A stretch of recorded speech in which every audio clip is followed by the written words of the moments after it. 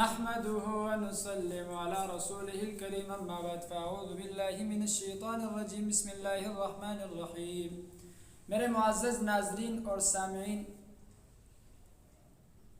آج میں آپ کے سامنے حاضر ہوں اپنے یوٹیوب چینل فاروقی نقشبندی پر، اور آپ دیکھ رہے ہیں ہمارے یوٹیوب چینل فاروقی نقشبندی کو۔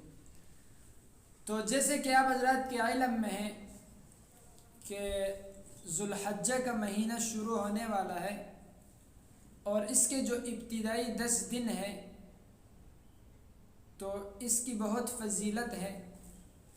اگر ان شروع ایام کے دوران کوئی بھی فرد، مرد ہو یا عورت ہو، نوجوان ہو، اگر وہ اہتمام کر سکتا ہو شروع 10 روزوں کے، تو یہ تو بہت ہی زبردست اور اہم بات ہے۔ اور انہی روزوں کے دوران ایک عمل اور وظیفہ ایسا ہے جو بہت مجرب ہے، اور ہم نے خود ہی بھی اس پر جو ہے 1-2 سالوں سے ٹرائی کی ہے، تو اللہ کے فضل و کرم سے اللہ نے ہمیں کامیابی عطا کی ہے۔ تو میں نے سوچا کہ اپنے ناظرین اور سامعین کو بھی اس بات سے آگاہ کروں۔ عمل میں آپ کو بتلا رہا ہوں، عمل شروع کرنے سے پہلے اگر کوئی شخص شروع کے 10 روزے نہیں رکھ سکتا، 3 روزے رکھیں، 5 روزے رکھیں، 7 روزے رکھیں، اس کی فضیلت بھی ہے اور برکات بھی ہیں، تو اللہ تبارک و تعالی ہمیں اس کا اجر بھی نصیب فرمائے گا۔ دوسرے نمبر پر عمل کیا ہے؟ کوئی بھی شخص ذوالحجہ کے ابتدائی روزے شروع کریں، صبح سحری کے بعد 21 مرتبہ ہو، 27 مرتبہ ہو یا 41 مرتبہ، ان تینوں میں سے ڈیسائیڈ کریں، جیسے بھی آپ کو آسانی ہو۔ آپ نے نماز والا درود شریف پڑھنا ہے۔ درود شریف پڑھنے کے بعد 313 مرتبہ آپ نے استغفار پڑھنا ہے۔ استغفر اللہ الذی لا الہ الا هو الحی القیوم واتوب الیہ۔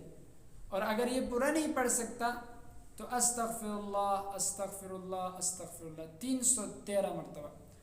اس کے بعد 113 مرتبہ پہلا کلمہ پڑھنا ہے۔ اس کے بعد 41 مرتبہ تیسرا کلمہ پڑھنا ہے، اور آخر میں پھر